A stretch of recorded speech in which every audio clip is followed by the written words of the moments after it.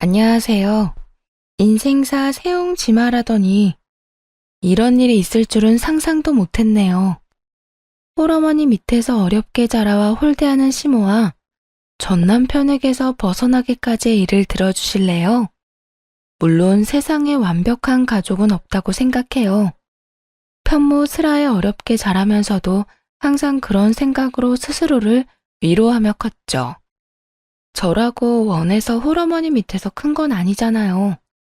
또한 모든 사람들이 그렇듯 가족은 원한다고 가질 수 있는 것도 아니고요. 그런데 시댁 식구들, 특히 시모는 그걸 가지고 매번 무시하고 홀대하기 일쑤였죠. 이렇게 말하면 그렇게 당할 것 뻔히 알면서 왜 결혼했냐고 묻는 사람도 있어요.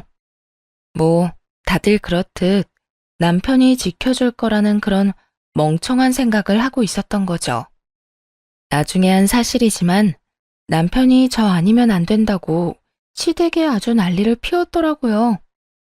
왜 그렇게 할 정도였는지 알게 된 건 나중이지만 만약 그때 헤어졌더라면 이런 꼴을 보지 않을 수 있었을까요?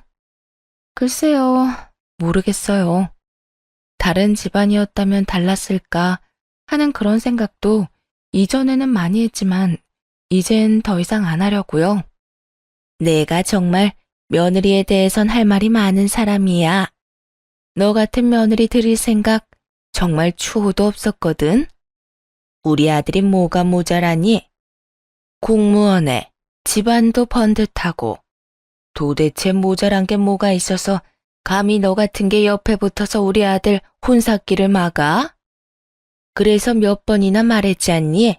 애저녁에 헤어지라고. 결혼을 하고 신혼여행을 다녀온 날 들린 시댁에서 시모가 한 말이었어요.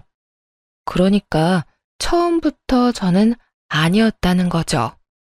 엄마, 제발 그만 좀 해. 내가 좋다잖아. 이제 우리 허락 좀 해줘요. 아, 결혼까지 했는데 왜 이렇게 못 살게 굴어? 너도 그러는 거 아니야. 네 앞날 걱정하는 엄마한테 어떻게 그런 말을 해? 네 옆에 있는 걔 좀 봐. 아휴, 내가 정말 부끄럽고 속상해서 어디 가서 며느리가 있다고 이야기도 못해. 하긴 결혼식에 남편 친인척은 잔뜩 왔는데 시모 지인은 몇 명 안 왔더군요. 그것만 봐도 알 수 있었어요. 시모가 저를 며느리로 인정하지 않는다는 거.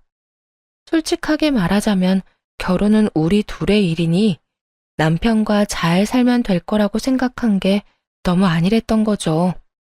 그 뒤로도 시모의 막말은 이어졌어요. 남편이 매번 뭐라고 하니 남편과 시부 앞에서는 더 이상 말을 못하고 둘만 있을 때 그러기 일쑤였습니다. 사사건건 트집을 잡아 저와 제 친정을 무시하는 이야기를 해댔죠. 똑바로 좀 하거라. 너 언제까지 아버지 없이 자란 티 낼래? 응? 시아버지 마음에 드는 게 그렇게 쉬운 일인 줄 알았니? 쓸데없는 짓 집어치우고 그냥 숨 죽인 듯 지내. 네 얼굴 보면 속 터지는 사람이 여기 한둘이야? 하긴 엄마 혼자 뭘 가르쳤겠어. 먹고 사느라 바빠서 애 교육은 뒷전이었겠지. 아으, 지긋지긋해. 언제까지 내가 네 뒤치다거리 다 해줘야 되니? 시부에게 사드리는 선물 하나조차 해도 그런 소리를 들어야 했어요. 게다가 밥상 차리는 것까지 시모에게 한 소리를 들어야 했죠. 그건 거기 아니야. 너는 밥상 차리는 거 하나도 제대로 못 배웠으면서 무슨 결혼을 한다고? 아유, 내가 뭘 바라겠어. 엄마 혼자 키운 딸려니 무식한 게 당연한 거겠지. 어쩜 순진하고 불쌍한 얼굴로 속만 뒤집어 놔? 지금 내가 하는 말이 심하다고 느껴지는 것 같지? 아니야. 그거 다들 그렇게 생각하고 있는 거야. 집안일도 제대로 못해서 보는 사람 속만 뒤집고. 도대체 네 어머니는 뭘 가르친 거니? 너도 그래. 그렇게 악착같이 살았다고는 하지만 재산도 없어, 가방끈도 짧아, 직업도 마음에 안 들어. 그렇다고 집안일을 제대로 하기를 해? 도대체 너희 집에서는 뭘 하고 산 거니? 먹고 산다고 바빴다는 말은 하지도 마. 홀어머니 밑에서 컸다고 그게 면죄부인 줄 아니? 그거 다 티가 나는 거야. 아무리 숨기려고 해도 사람들이 다 안다고 부모 없이 큰 거. 뭐를 하든 트집을 잡아서 집안 욕을 하는 시모를 보며 물론 가만히 있지만은 않았어요. 처음부터 그럴 수 있었던 건 아니었지만요. 사사건건 트집을 잡으니 그냥 아무것도 안 했거든요. 그랬더니 이번에는 아무것도 안 한다고 화를 내더군요.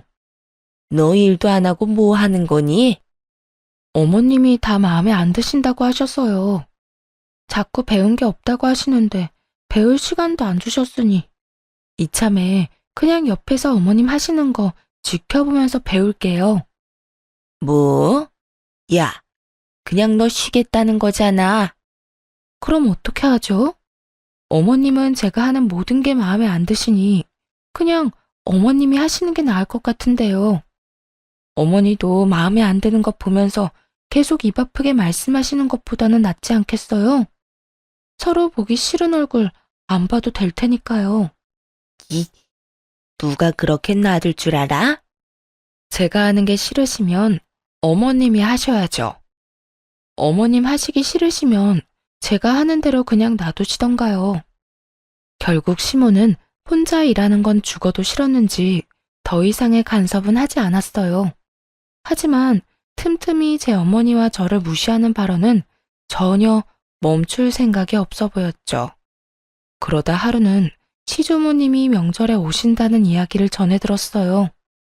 우리 할머니 이번 명절에 오실 거야. 그때 결혼 전에 인사드리러 갔을 때 보고 처음이지? 응. 할머님은 어떤 분이셔?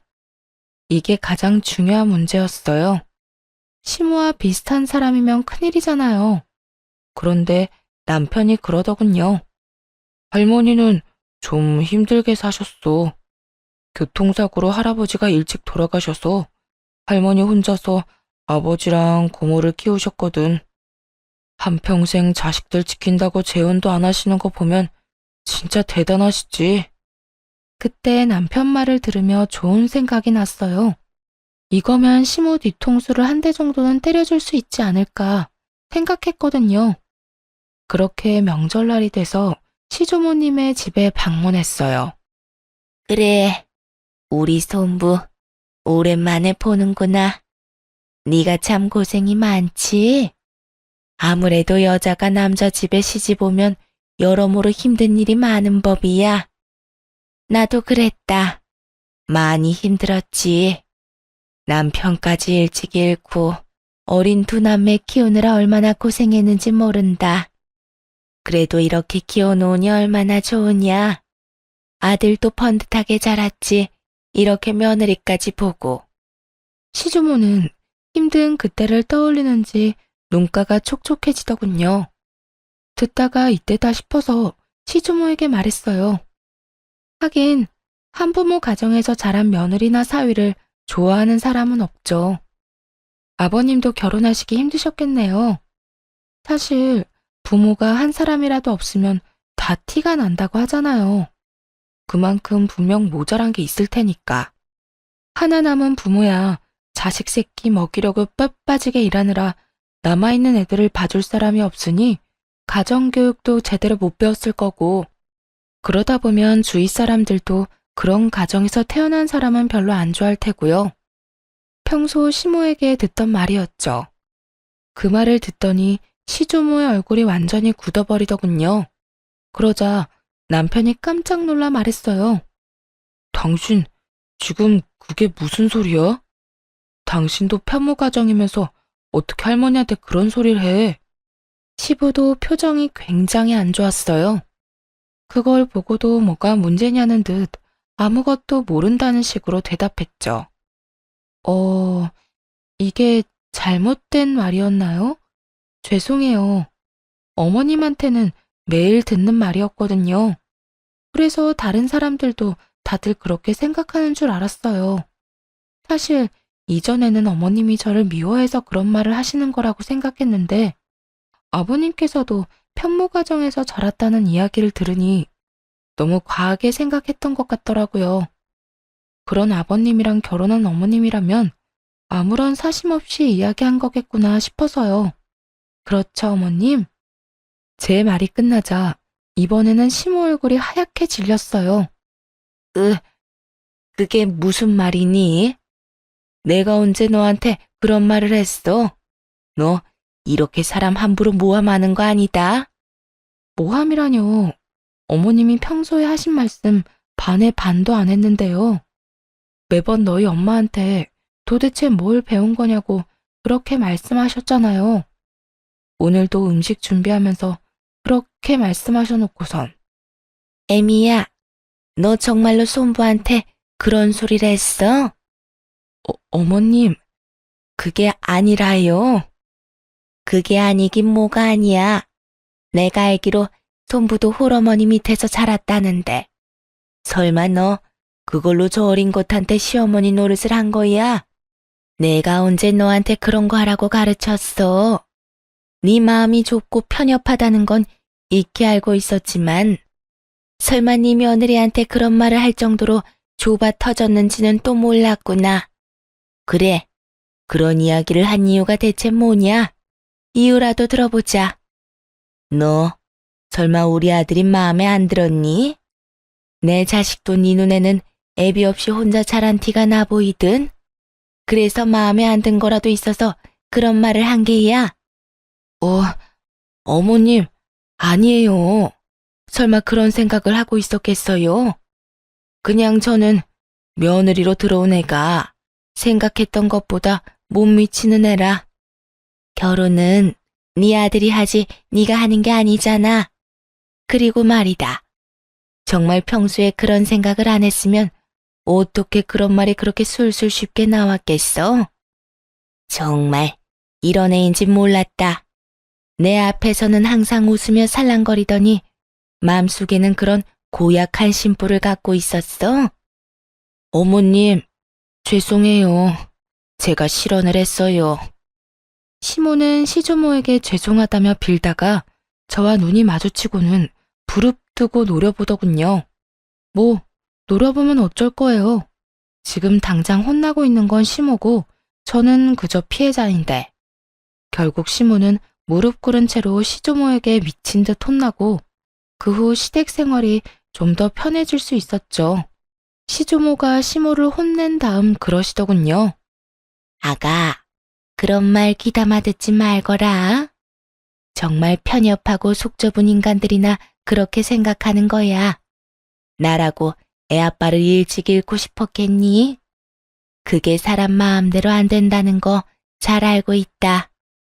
네 시어미가 하는 말에는 너무 마음 두지 말어. 그리고 앞으로도 저런 쓸데없는 말 짓거리면 나한테 전화해서 이야기하거라. 네 시어머니한테 한마디 해줄 테니. 그 이야기를 듣는데 마음이 든든하더군요. 그렇게 시모에게서 벗어날 수 있었어요. 시주모에게 잔소리를 듣고 일어나던 시모가 분한 듯 노려봤지만 뭐 어쩌겠어요. 이미 시조모에게 시모는 찍혀버린 것을요.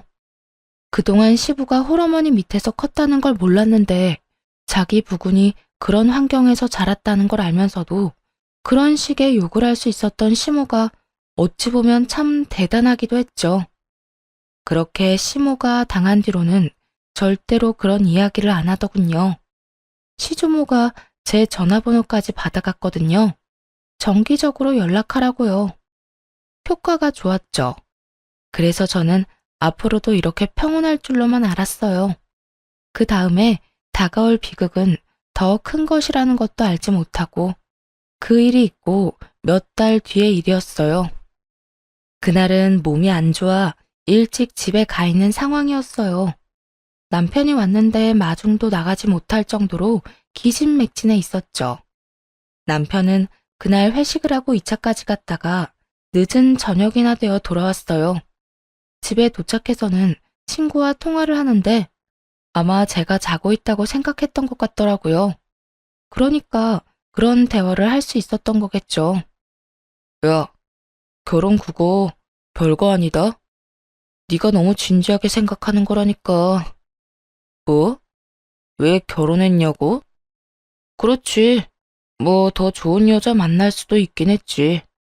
근데 일부러 그런 여자는 안 만났어. 이게 무슨 말인가 싶었어요. 당연히 남편이 절 사랑해서 결혼했다고 생각하고 있었으니까요. 그래서인지 그때까지만 해도 그 뒤에 무슨 말이 나올지도 모르고 별 생각 없이 듣고 있었네요. 우리 와이프가 좀 불쌍하잖아. 가진 것도 없고 아버지도 없고 딱 봐도 뭔가 챙겨주지 않으면 안 될 것처럼 그렇게 보이지. 그래서 선택한 거야. 너도 알아도. 잘난 여자 만나면 남자만 피곤해. 다 맞춰줘야 하니까. 적당히 모자란 여자 만나면 네가 핸들링하기가 쉽잖아. 순간 망치로 머리를 한 대 맞은 기분이었어요. 설마 남편이 그런 생각으로 결혼을 했을 거라고 상상조차 못했거든요. 그딴 의도로 그런 쓰레기 같은 생각으로 시모의 반대도 무릅쓰고 결혼을 했다고요? 정말 믿겨지지 않았어요. 손이 덜덜 떨리더군요. 쓰레기라니. 야, 결혼은 현실이야. 너 잘난 여자랑 결혼해서 잡혀 살 자신 있어? 난 그렇게 못 살거든. 난 해보고 싶은 거, 사고 싶은 거 다 해가며 살아야 하고, 원하는 거 다 누리면서 살아야 돼. 그러려면 어느 정도 부족한 여자가 좋다니까. 내가 우리 엄마 반대를 무릅쓰면서까지 왜 이 여자를 와이프로 만들었는데? 다 그런 것 때문이잖아. 너도 결혼해보면 이게 얼마나 편한지 느낄 수 있을 거다. 남편 말에 점점 더 무너지는 기분이었어요. 당장 나가라고 소리치고 싶었지만 지금 당장 이 사람한테 화를 낸다고 해서 달라질 게 없다는 것도 알고 있었어요. 그때 그 이야기를 들으며 최악의 경우는 이혼까지도 생각이 들었어요. 하지만 그마저도 마음대로 생각할 수조차 없었죠. 혼자 저를 키워온 어머니가 많이 아프셨거든요. 그런 어머니에게 이혼 소식을 전하면 분명히 좋지 못한 영향을 끼칠 것 같았고 크게 걱정이 되더라고요.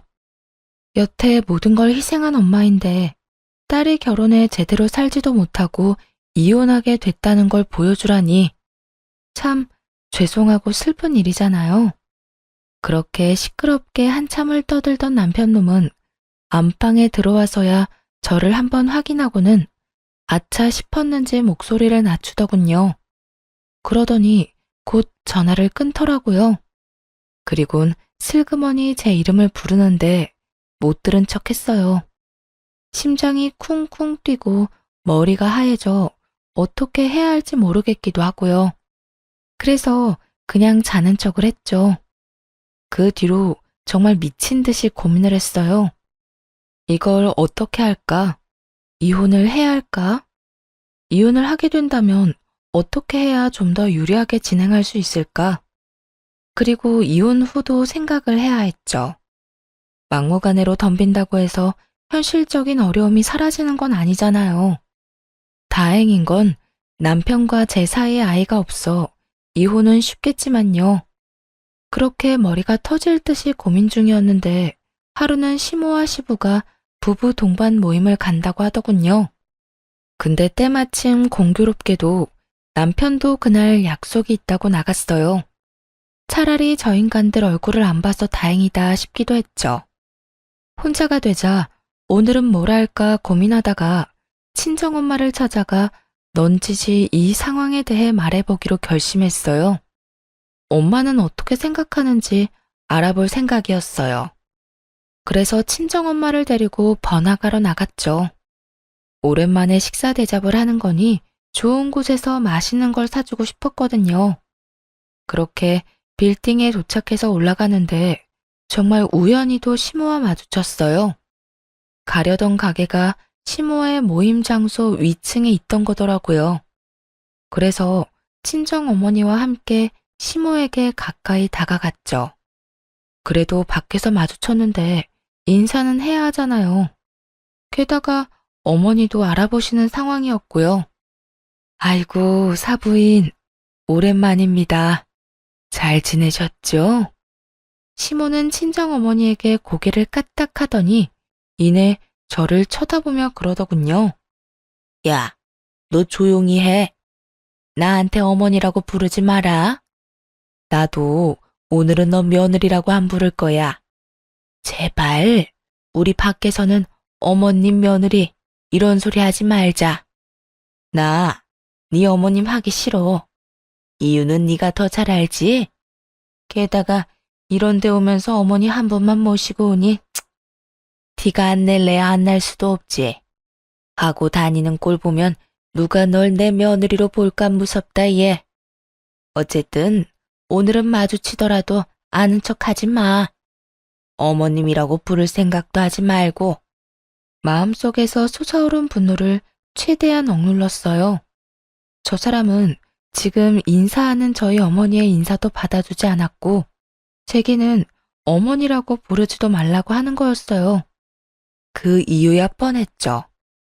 자기 지인들에게는 보여주고 싶지 않다는 얘기니까요. 자존심도 상했지만 정말 눈물 날 만큼 열이 받았어요. 그런데 그 와중에 더 열이 받았던 건 뭔지 아세요? 남편이 그 모임 장소에 있었다는 거예요. 알고 보니 시모와 시부의 부부 모임이면서 자식들 내외도 다 같이 오는 모임이었던 것 같더라고요. 어릴 때부터 함께한 지인이다 보니 아마 자식들끼리도 친한 모양이었죠. 그런데 며느리인 저는 쏙 빼놓고 아들놈만 데려간 걸 보니 정말 뒤통수 맞은 기분이었네요.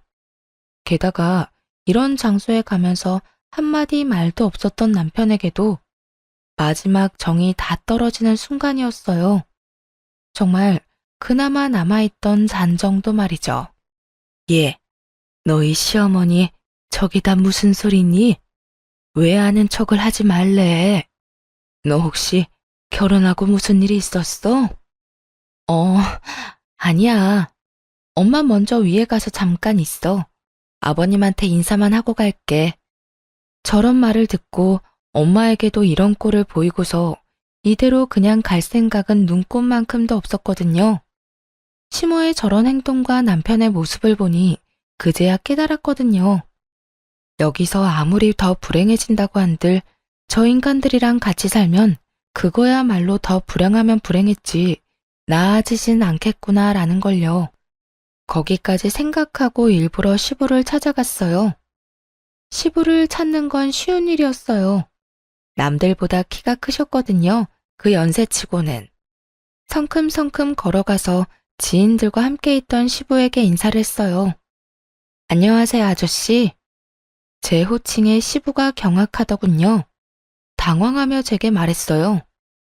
아가, 갑자기 웬 아저씨냐? 아, 방금 이 앞에서 시어머니를 만났는데 어머님이라고 부르지 말라고 하시더라고요. 절 며느리라고 소개하기 싫으신 것 같아서요. 그런데 그런 상황에서 아버님을 아버님이라고 부르면 어머님이 얼마나 황당하시겠어요. 그래서 어쩔 수 없이 아버님을 아저씨라고 불렀어요. 죄송해요. 그런데 어머님도 참 너무하시네요. 아무리 제가 탐탁지 않다고는 하셔도 그렇지 제 어머니의 인사까지 그렇게 무시할 필요가 있었을까요? 그 말에 시부 얼굴이 순식간에 당황으로 변하더군요.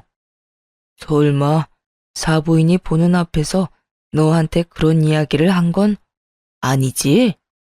저희 어머니 보는 앞에서 말씀하셨고요. 저희 어머니 그거 다 들으셨어요. 이젠 저도 어떻게 해야 될지 모르겠네요. 제 이야기를 들은 시부가 노발대발하며 시모를 찾더군요. 그 덕에 남편도 시부가 있는 곳을 찾아왔어요. 그리고는 제가 여기 있는 것을 보고 깜짝 놀라더군요. 당신이 왜 여기 있어? 왜? 내가 오면 안 되는 곳에 왔어? 아니, 그게 아니라 그런데 왜 이렇게 소란스러운데? 그건 당신 엄마한테 물어봐. 결국 시끄러운 소리에 시모가 시부를 찾아왔죠. 아니, 당신은 도대체 왜 이렇게 시끄럽게 굴어요? 어머, 넌? 시부에게 말을 걸다가 그 앞에 있는 저를 보고 깜짝 놀라더군요. 당신 대체 생각이 있어 없어? 어떻게 며느리한테 그런 이야기를 해? 사부인 보는 앞에서. 제가 뭘 어쨌다고 그래요? 그냥 조용히 지나가고 싶은 마음에 아는 척 하지 말라고 한 것뿐이에요. 이게 그냥 조용히 지나갈 일이야? 어떻게 사부인 보는 앞에서 며느리한테 시어머니라고 부르지 말라고 할 수가 있어? 당신 진짜 생각이 있는 거야 없는 거야? 저번부터도 그렇지만 아무리 생각해봐도 도저히 이해가 안 돼. 왜 이해가 안 돼요? 난 이해가 되는데. 애초에 저런 애 며느리로 받아들일 생각 없었다고요. 쟤보다 훨씬 괜찮은 여자애도 많았는데 왜 저런 애가 우리 아들 와이프인 거예요? 대체 왜? 당신은 그게 싫지도 않아요? 그 수많은 재원들. 집안도 빵빵하고 얼굴도 예쁘고 돈도 잘 버는 그런 애들이 줄을 섰었는데 왜 꼭 저 여자애냐고요? 아무것도 없잖아요. 돈도 없고 그렇다고 집안이 좋은 것도 아니고. 지금 그걸 말이라고 해? 당신 아들이 좋다잖아. 좋아해서 결혼한 사람한테 뭘 더 바라는 건데? 두 분이 크게 싸울수록 남편 놈 표정은 일그러져 가더군요. 그러더니 저를 어디론가 끌고 갔어요. 그렇게 조용한 곳에 도착하고서 곧 따지듯이 묻더군요. 아무리 그래도 그렇지. 사람이 이렇게 많은데 어떻게 두 분 싸움을 붙일 수가 있어? 너 이거밖에 안 되는 애였어? 이야기를 다 듣긴 들은 거야? 내가 당신 어머니한테 어떤 취급 받았는지 당신이 알고 그런 소리 하는 거냐고. 엄마가 당신한테 그런 얘기하는 거 하루 이틀 일도 아니잖아. 그거 하나를 못 참아서 이런 일까지 벌이는 거 넌 너무하다고 생각하지 않아? 우리 가족한테 미안하지도 않냐고. 내가 뭘 미안해해야 하는데? 너희 어머니한테 어머님이라고 안 부른 거? 아버님한테 아저씨라고 부른 거? 그럼 아는 척 하지 말라는데 무시하고 왔어야 했어? 놀란 우리 친정엄마 놔두고? 너야말로 나한테 미안하지도 않아? 넌 왜 나한테 거짓말하고 여기 왔는데? 너도 내가 마누라인 거 어디 가서 말하기 싫어? 그건 엄마가 이야기하지 말라고. 이런 행동이 문제인 거야. 그럼 당신 엄마가 당신더러 나랑 이혼하라고 하면 당신은 이혼하겠네? 그건 아니지. 내가 당신하고 결혼하려고 얼마나 애를 썼는데. 당신도 알잖아. 내가 엄마 설득한 거. 그래. 그래서 내가 등신같이 그거 믿고 당신이랑 결혼했지. 근데 너도 너희 엄마랑 똑같아. 너 얼마 전에 나 자는 줄 알고 신나게 떠들더라. 내가 불쌍해서 결혼했다며? 어느 정도 부족한 게 있어야 말 잘 듣는다고. 네 이상형에 대해서 잘 들었어.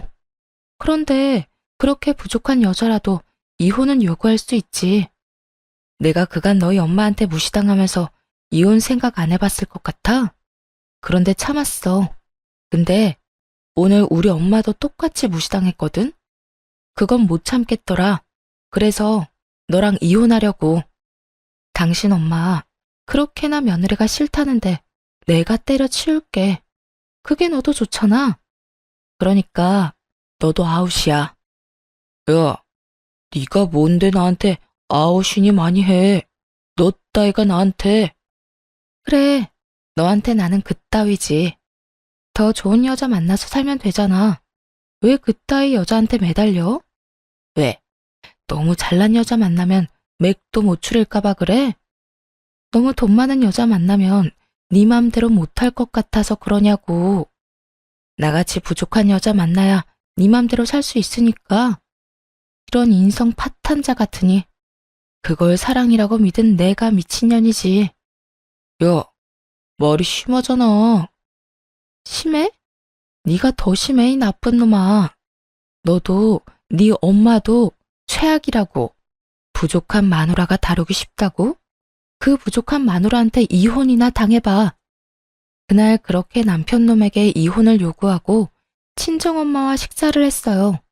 그리고 친정엄마에게 이혼 이야기를 슬쩍 꺼냈죠. 자세한 이야기는 하고 싶지 않았는데 그걸 아셨는지 어머니도 더 묻지는 않더라고요. 하지만 이전의 시모와의 대화로 시댁에서 어떤 취급을 받고 있는지 다 파악하신 것 같더군요. 그렇게 식사를 마치고 집에 돌아와 짐을 싸고 있으니 남편 놈이 옆에 붙어서 계속 말을 걸었어요. 당신 진짜 나랑 이혼할 거야? 내가 한 번만 봐줄 테니까 다시 한 번만 생각해봐. 난 당신이랑 이혼 못해. 내가 지금 당신이랑 이혼해봐. 내 평판이 어떻게 되겠어? 당신이 어찌 됐든 나는 이혼남 딱지 달고 사는 거 싫다고. 그러니까 이혼은 꿈도 꾸지 마. 기가 찼습니다. 이혼을 하기 싫다는 남편놈의 이유는 자기 평판 때문이었어요. 그렇게 짓거리더니 이혼하고 싶지 않다며 협박을 하더군요. 그렇지만 시모의 반응은 달랐어요. 굉장히 좋아했거든요. 짐을 싸는데 기분이 정말 더럽더라고요. 그리고 오기도 생겼죠. 내가 너희보다 더 잘 살아내겠다고. 그래서 결국에 웃는 사람이 나라는 걸 보여주겠다고 말이죠. 그런데 언제나 힘든 일은 한꺼번에 오더군요. 이번에는 이혼 소송 도중에 친정엄마가 돌아가셨어요. 원래부터 몸이 안 좋으시긴 했어요. 그래서 병원 진료도 받았고요. 그런데 시모와 마주치고 저의 상황에 대해 아신 뒤로 컨디션이 급격히 안 좋아지시더니 그렇게 손 쓸 틈도 없이 돌아가셨죠. 너무 힘들었어요. 그런데 어떤 멀끔한 아저씨가 와서는 부의금으로 1억을 내고 가신 분이 계셨어요. 그것도 제게 직접 전해주셨죠. 그 아저씨를 붙잡고 물어봤어요. 왜 그렇게 큰 돈을 준 것인지. 내가 아가씨 엄마한테 신세를 많이 줬어. 사실 그 돈으로도 모자라지. 더 주고 싶은데 아가씨가 그걸 안 좋아할 수도 있다는 생각이 들어서 자제한 거야. 엄마에게 신세를 졌다고요? 엄마는 그런 얘기 없었는데. 혹시 혼자서 하기 힘든 일 있거나 버거운 일 있으면 나한테 연락해요. 나라도 대신해서 열심히 아가씨 도와줄 테니까. 그 정도로 아가씨 엄마한테 내가 갚아야 할 게 많은 사람이거든. 어쨌든 저는 그 친절한 아저씨가 준 돈과 어머니가 남긴 유산으로 집을 구하기로 했어요. 여자 혼자 집을 보러 다니면 위험한 일이 있을 것 같아 그 아저씨에게 조심스럽게 연락을 했죠. 그리고 생각보다 좋은 집을 생각보다 좋은 조건에 계약할 수 있게 됐어요.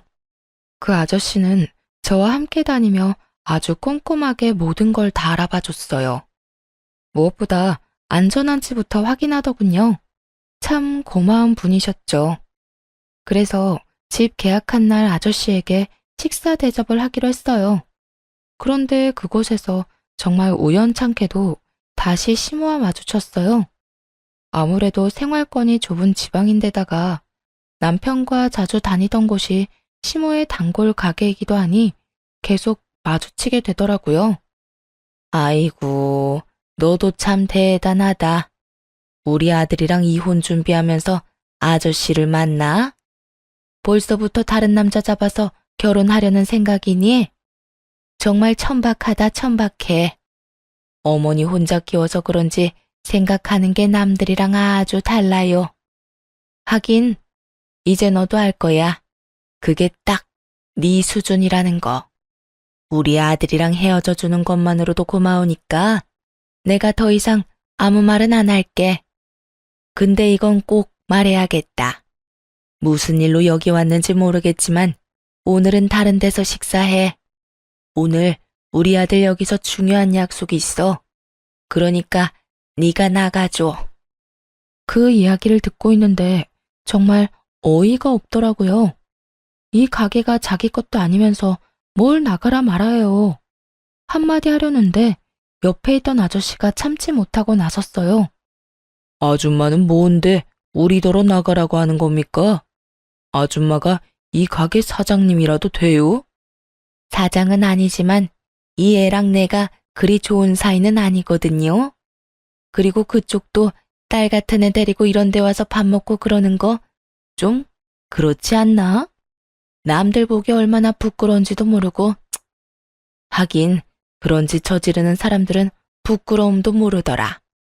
저 아저씨를 싸잡아 모욕한 시모의 입은 정말 한 대 쳐주고 싶을 만큼 얄미웠어요. 제가 여기 사장 지인입니다. 아주머니야말로 정신이 나갔네. 나랑 이 아가씨가 어떻게 그런 사이로 보여요? 뭐 눈엔 뭐만 보인다더니 생각하는 것도 천박한 것이. 아가씨는 대체 이런 사람이랑 어떻게 아는 사이야? 지금 이혼 소송 중인 전 남편 어머니예요. 아, 이 아줌마가 아가씨 엄마를 무시했다던 그 사람이에요? 아가씨도 무시하고? 네, 저희 엄마가 인사하셨는데 인사도 다 무시하고 엄마 보는 앞에서 저한테 어머님이라고 부르지 말라고, 너 같은 며느리 부끄러워서 어디 내놓기 힘들다고 그렇게 말씀하셨던 그분이세요. 제 말이 끝나자마자 아저씨는 시모를 아래 위로 훑어봤어요. 그런데 시모도 지지 않고 아저씨를 아래 위로 훑어보더군요. 그러더니 아저씨 하는 말은 싹 다 무시하고 저한테 이야기하더군요. 안 나갈 거면 우리 아들 방해나 하지 마. 우리 아들 오늘 선 보는 자리야. 선볼 여자분 집안이 빵빵한가 보죠. 빵빵하다 마다.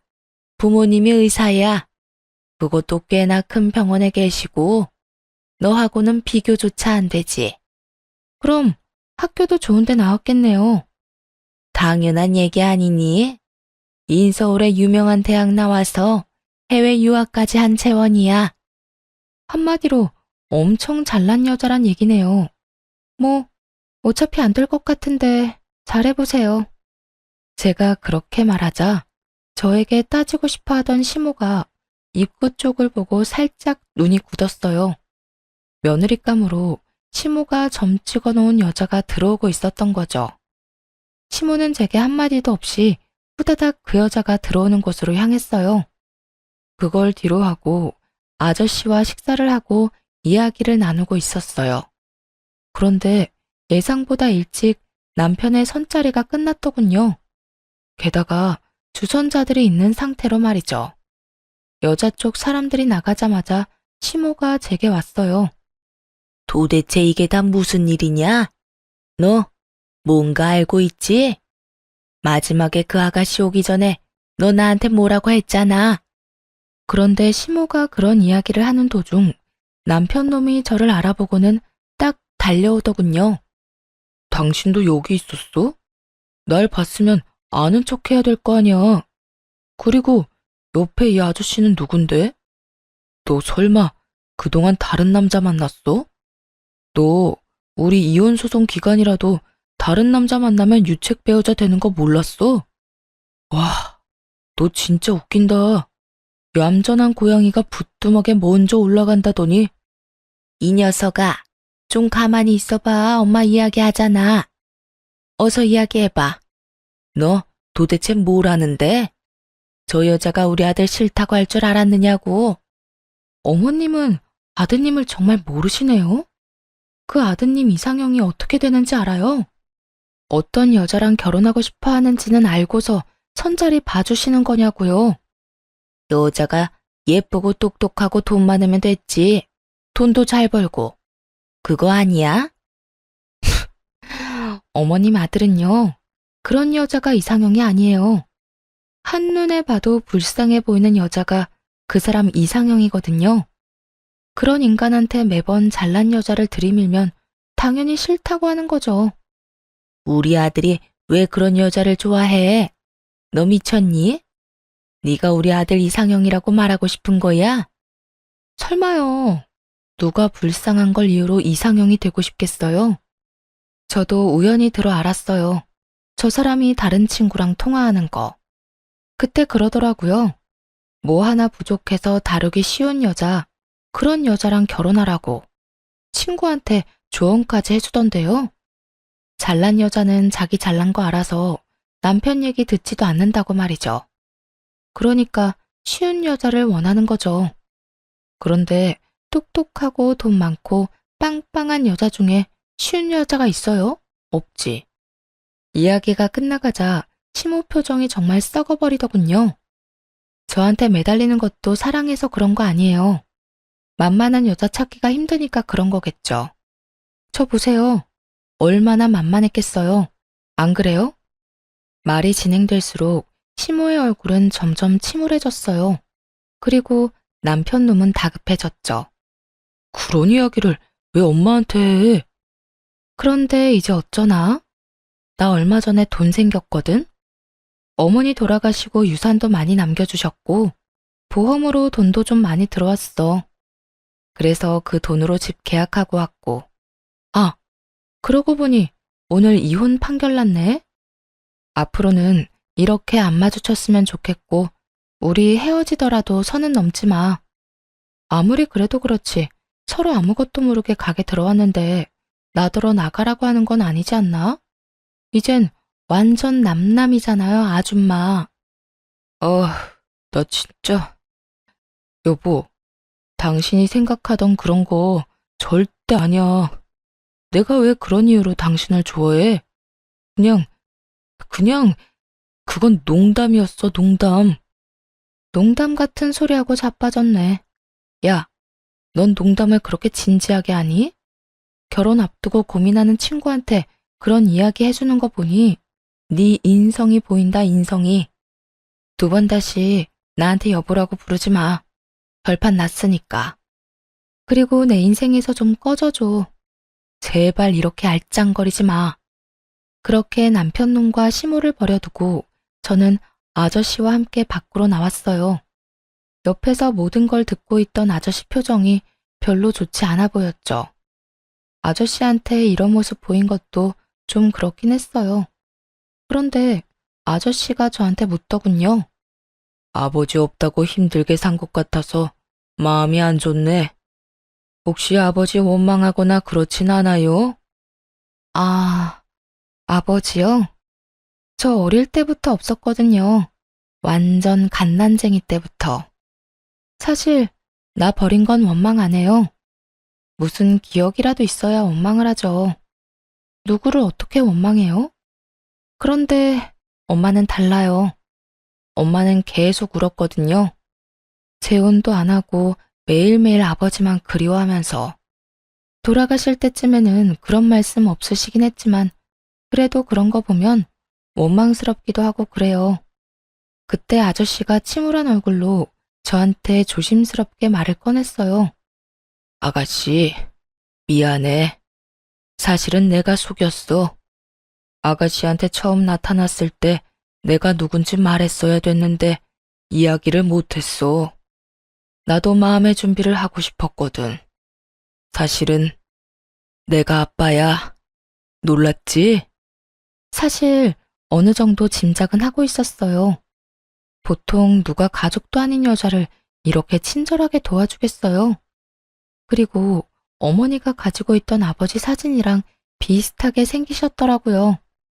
많이 늙었지만 그래도 비슷해 보였죠. 어떻게 절 찾았어요? 네 엄마가 연락했어. 그 사람은 다 알고 있었지.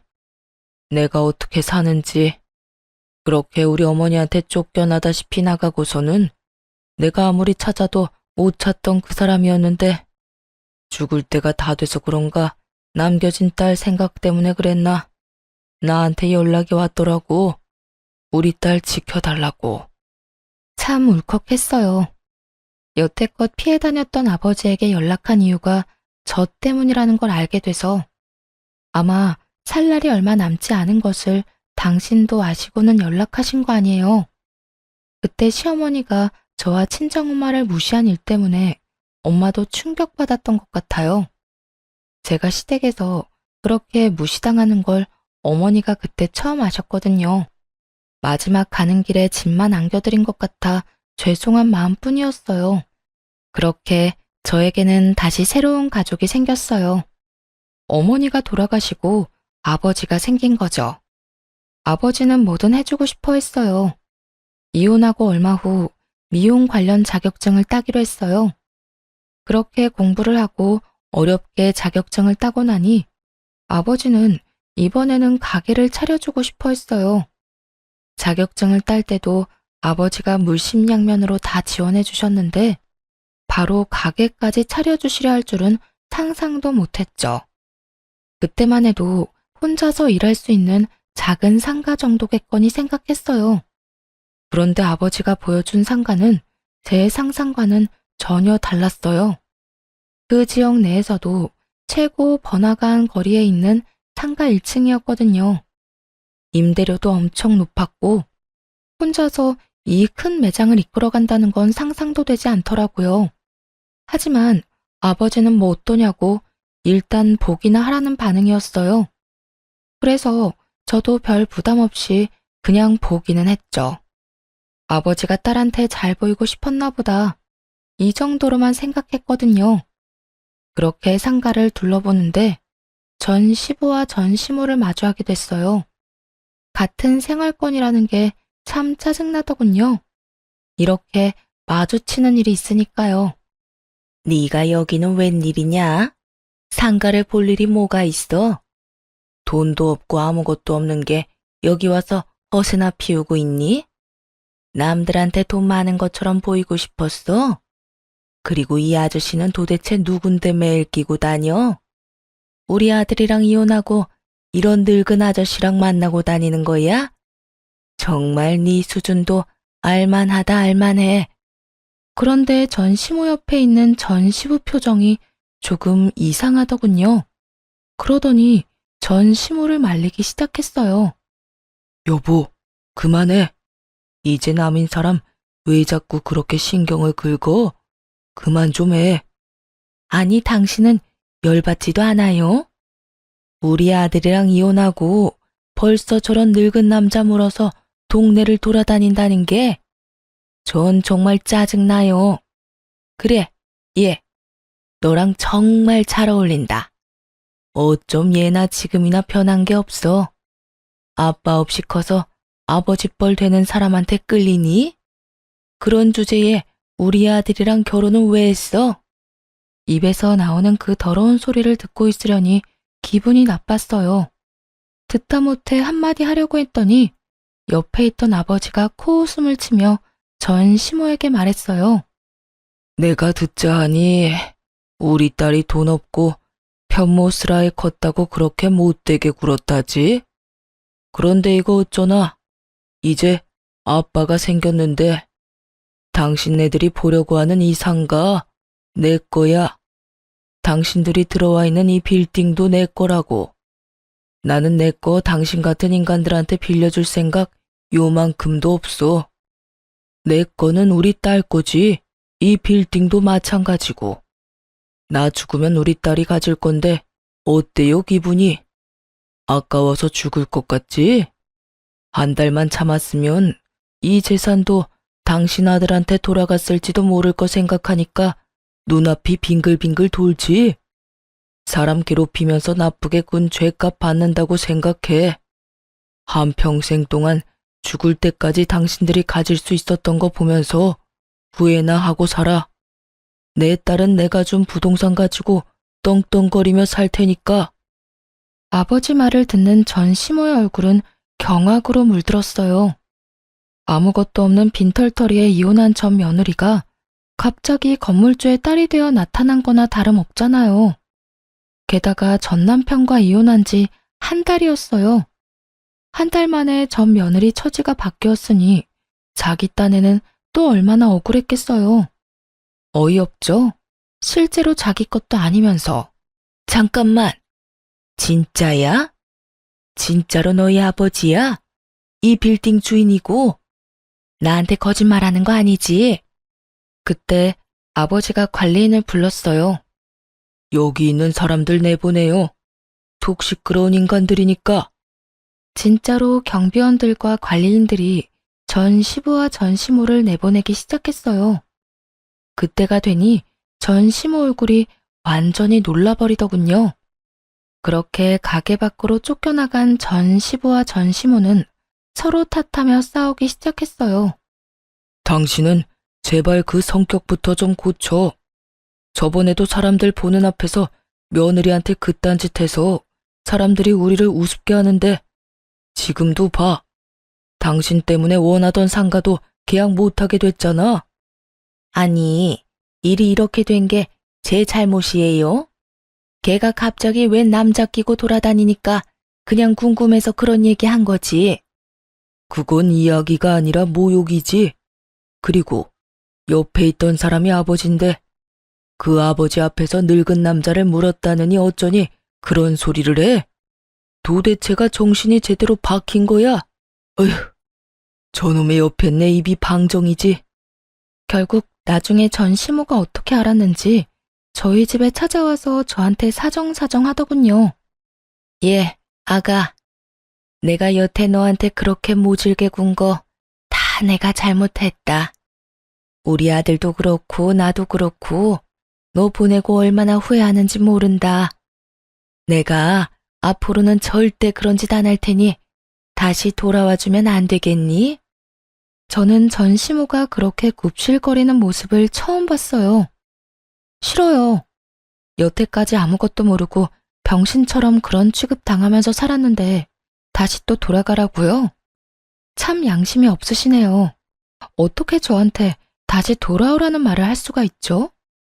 어머님이 제 가슴에 박은 대못이 얼마나 많은지 기억도 안 나죠? 미안하다. 미안했어. 내가 잘못했다니까. 죄송한데 헛소리는 그만 좀 하시고 저한테 와서 왜 이러는지 잘 알아요. 제가 아니라 제 아버지 재산이 탐나는 거겠죠. 그러니까 우리 아버지 말처럼 그냥 그렇게 평생을 후회하면서 사세요. 가지지 못한 거, 가질 수 있었던 거, 반쯤은 손에 들어왔던 거, 이 근처 지나가면서 항상 그렇게 느끼시라고요. 아참, 그리고 그렇게 원하던 돈 많고 집안 빵빵한 며느리 잘 찾아보세요. 아드님 정신머리로 어머님 원하는 며느리 만날 수 있으려나 모르겠지만요. 제발 어떻게 안 되겠니? 네 시아버지가 네 가게 들어가는 그 1층 상가가 너무 갖고 싶다는데 내가 그런 말해서 망쳐버렸으니 어떡하니? 내가 책임을 지는 게 맞지. 그럼 더 좋은 가게 알아보시면 되죠. 상가가 어디 거기뿐이에요? 한 번만 더 말도 안 되는 소리 짓거리면 정말로 이 근처에는 발도 못 디디게 해줄 거예요. 당신이 전 며느리한테 어떤 짓 했는지 내가 다 까발릴 거라고. 그런 소문나도 동네 돌아다닐 수 있는지 어디 한번 봅시다. 결국 제 말에 전 시모는 망연자실 앉아만 있더군요. 그런 전 시모를 내버려 두고 나왔죠. 이제 와서 욕심이 나긴 했나 보더라고요. 사촌이 땅을 사도 배가 그렇게 아픈데 이혼한 전 며느리가 알고 보니 긁지 않은 복권이었다는 걸 알았으니 이미 손안에 들어왔던 거나 마찬가지인 복권을 포기한 거나 다름없잖아요. 평생 그 생각으로 고통받으며 살 거 생각하니 웃겨서 웃음이 멈추질 않더군요. 그 뒤로 그 사람들 연락을 받은 적은 없어요. 제가 먼저 알아볼 생각도 없고요. 그냥 안 보고 사는 게 제일 낫다는 생각을 하고 있어요. 살다 보니 참 이런 일도 생기는군요. 홀가분하면서도 쓴웃음이 나오지만 그래도 탈출하고 나서는 마음이 훨씬 편해요. 아마 계속 참기만 하고 그 사람들과 살고 있었다면 언젠가 했던 생각처럼 불행했으면 불행했지 이런 날은 오지 않았을 거예요. 아버지를 만나 제 배경이 바뀐 것을 알고 전 시모의 태도가 바뀌었다 해도 그건 그거대로 기분이 좋지만은 않았을 거고요. 이제는 그런 일도 있었지 하고 털어버리고 새 미래를 향해 나아갈 생각입니다. 그래도 힘든 일이 있으면 좋은 일도 생기는 법인 것 같아요. 긴 글 읽어주셔서 감사합니다. 모두들 행복한 하루 되세요.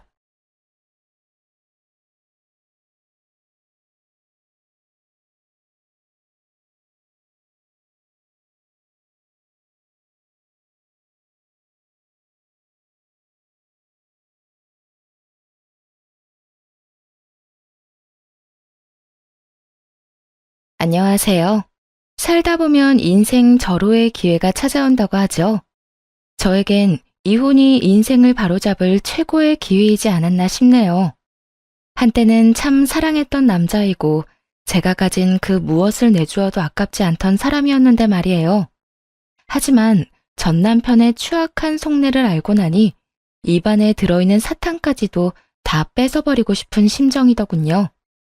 친정아빠가 주변 사람들을 의심하고 또 의심할 땐 왜 무턱대고 사람을 의심하냐며 그렇게나 못마땅해 했었는데 말이죠. 많은 일을 겪고 난 지금에서야 왜 아빠가 그렇게까지 돌다리를 부서져라 두드리고 건너는지 알 것만 같더라고요. 10개의 물속은 알아도 1개의 사람 속은 모른다더니 그걸 경험을 통해서 누구보다 더 정확하게 깨닫게 되었네요. 한때 삶의 전부였던 남편과는 회사에서 만나 결혼까지 하게 된 사이였어요. 저희가 일했던 회사는 친정아빠가 운영하던 작은 중소기업이었는데 아빠의 삶이 녹아있던 그곳에서 남편을 만나게 되었던 것이죠. 성실한 모습에 예의가 몸에 밴 남편의 모습이 참 보기 좋더라고요. 평소 제가 상상하던 배우자의 모습과 가깝기도 했고요. 그래서 집안 차이는 대수롭지 않게 여기며 결혼까지 한 것이었는데 결국 결과는 이렇게 되어버렸네요. 더 큰 행복을 가져다 줄 거라고만 생각했던 결혼에 꼴이 나고 난 후 일을 그만두고 집에서 남편을 내조하는 것에 집중하기로 했어요. 결혼을 하며 남편이 회사에서 받게 될 눈초리도 신경이 쓰였고 그래야 남편이 회사에서 좀 더 마음 편히 일할 수 있지 않을까 생각했기 때문이었죠. 남편은 이런 제 배려가 아깝지 않게 누구보다 열심히 회사 생활을 했고 그에 대한 보답을 받는 듯 승승장구하며 오롯이 혼자의 힘으로 회사 내에서 인정을 받았고요. 장인어른을 믿고 조금은 나태해지거나 건방져질 법도 한데도 남편은 그럴수록 본인이 더 잘해야 장인어른에게 민폐가 되지 않는다고 말하곤 했죠. 그렇게 늘 새벽에 출근을 하고 가장 마지막까지 회사에 남아 일을 하곤 했어요. 주말도 없이 밤낮으로 일만 하는 남편 덕에 결혼을 하고 난 후 데이트다운 데이트 한번 해본 적이 없었네요. 하지만 괜찮았어요.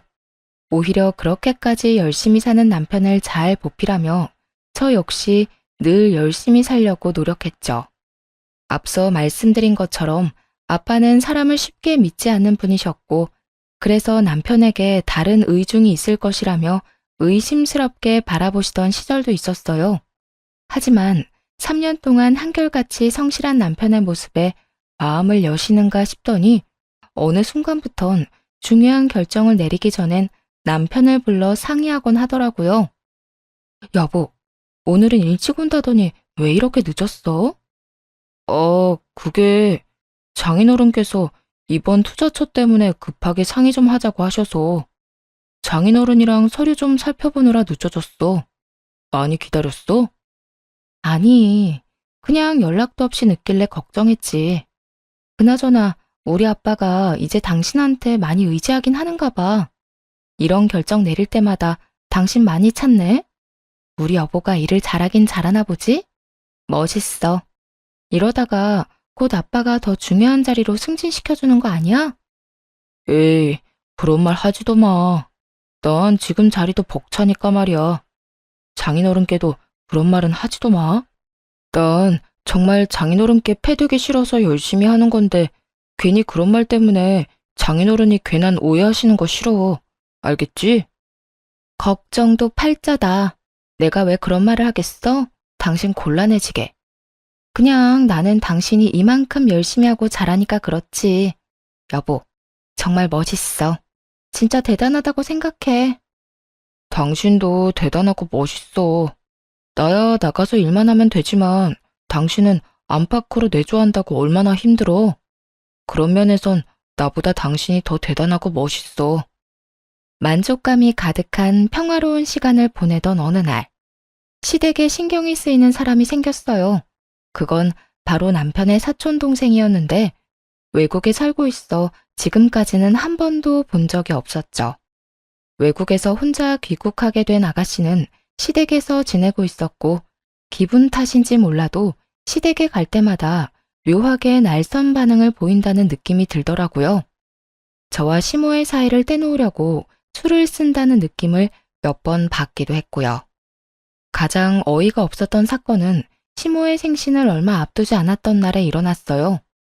시모와 오랫동안 이야기한 끝에 약속했던 데이트를 하기로 한 날이었죠. 그간 하고 싶었던 일을 골라 하루 날을 잡고 제대로 함께 보내기로 한 날이었거든요.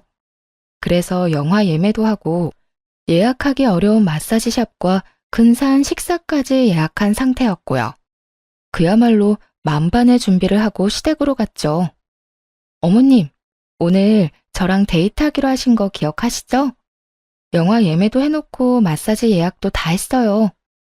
한껏 들떠 시모에게 하루 일정에 대해 알려주니 시모가 뭐라고 하기도 전에 아가씨가 나서서 빈정거리기 시작하더라고요. 어머, 오늘 우리 이모랑 데이트 가요? 그러면 나는 어떻게 해요? 혼자 집에 있어요? 듣자 하니 돈도 많다던데 쓰는 김에 좀 더 쓰지. 순간적으로 아차 싶기도 했어요. 전혀 생각지도 못했거든요. 그러면서도 설마 하니 이런 데이트에 눈치도 없이 껴달라는 말을 할까 싶었는데 아가씨는 눈치가 없는 것이 아니라 눈치를 볼 생각이 없는 거였더라고요. 아, 제가 생각을 못했네요. 다음엔 같이 가요. 오늘은 어머님이랑 좀 다녀올게요. 아니, 그러지 말고 언니가 오늘은 좀 양보해 주세요. 제가 이모랑 데이트 좀 하게요. 한국 와서 종일 자느라 제대로 된 외출도 못했는데 언니가 양보해주면 제가 오늘 대신해서 이모랑 즐거운 시간 보내다 올게요. 사실 언니도 저한테 고마운 거 다 알아요? 요즘에 누가 시어머님 모시고 다니는 거 좋아라 해요? 그러니까 이렇게 말할 때 못 이기는 척 빠져요. 알겠죠? 이모도 나랑 가는 게 더 좋잖아. 그렇지? 순간 정신이 멍해져서 이게 무슨 말인가 되새김질하고 있는데 그 찰나를 놓치지 않고 시모의 팔짱을 끼더니 갖은 애교를 부리기 시작하더라고요. 곧이어 시모도 하는 수 없다는 듯 웃으며 이렇게 말했어요. 그래, 아가. 이번엔 아가가 좀 양보해 주려무나. 우린 다음에 또 가도 되지만 얘는 언제 다시 외국으로 들어갈지도 모르는데. 있을 때 좋은 추억 만들어주고 싶어서 그래. 이렇게 말하는데 거기에서 단호하게 안 된다는 말이 나오지 않더라고요. 그 상황에서 시모를 데리고 외출을 해봤자 시모도 저도 기분이 썩 유쾌하진 않을 것 같았거든요. 기껏 돈 들이고 시간 들여 예매까지 했더니 중간에서 획 낚아채 가는 꼴을 보는데 참 기가 막히더라고요. 직계가족도 아니고 먼 친척 동생이라고 하니 그러거나 말거나 무시하면 그만이겠지만요. 그래도 남편이 친정에 잘하는 만큼 저 역시 시댁에 잘하고 싶다는 마음이 컸던 터라 그냥 넘길 수만은 없었어요. 시모와 잘 지내기 위해서 일부러 시간을 내어 시댁에 가는 것인데 그때마다 아가씨라는 장벽이 가로막고 있다는 느낌이 드니 기분이 나쁜 것도 사실이었고요. 하지만 처음에는 참았죠. 그렇게 여러 번 참다 결국 남편에게 이런 고민을 털어놓게 되었어요. 여보, 있잖아. 어머님 댁에 당신 사촌 동생. 어? 걔가 왜? 아가씨가 아무래도 날 별로 안 좋아하는 것 같아. 내가 어머님 댁 갈 때마다 조금씩 트집을 잡기도 하고 어머님이랑 기껏 약속 잡아놓으면 꼭 아가씨가 급한 일이 있다며 어머님을 모시고 가버리더라고. 아니면 우리 약속에 같이 와서는 나만 겉돌게 만들거나 그래. 처음엔 내가 너무 예민한 건가 싶었는데 매번 같은 일이 반복되니까 나도 슬슬 기분이 나빠지려고 해서 말이야. 그렇다고 내가 직접 뭐라고 하기엔 증거도 없고 치사해 보이기도 하고. 그런데 또 그냥 참기엔 이건 너무 아닌 것 같아서. 어떻게 생각해? 이야기를 들은 남편은 더 화를 내며 자신이 해결하겠다고 큰 소리를 치더군요. 참기는 왜 참아 당신이. 당신이 그렇게 느낀 거면 걔가 그런 상황을 만든 게 분명할 건데. 당신 말대로 당신이 나섰다간 괜히 분위기 이상해질 수도 있으니까 내가 잘 이야기해서 집에서 내보낼게. 당신은 아무 걱정도 하지 마. 원하던 대답이긴 했지만 막상 남편이 그렇게 말하니 마음이 또 불편하더라고요. 듣기론 아가씨 혼자 귀국한 이유가 외국에서 지내다 우울증이 심해져서였다고 했거든요.